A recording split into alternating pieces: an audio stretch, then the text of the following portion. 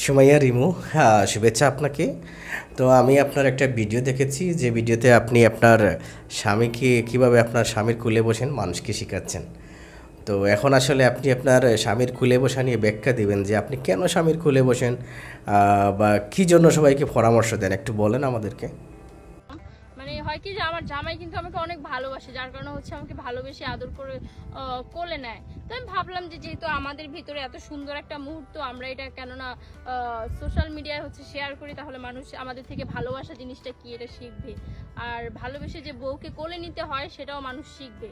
তো একটা video upload করেছিলাম, বাট সবাই ওটাকে নেগেটিভ ভাবে দেখছে। বাট এটা নেগেটিভ ভাবে দেখার কি আছে আমি জানি না।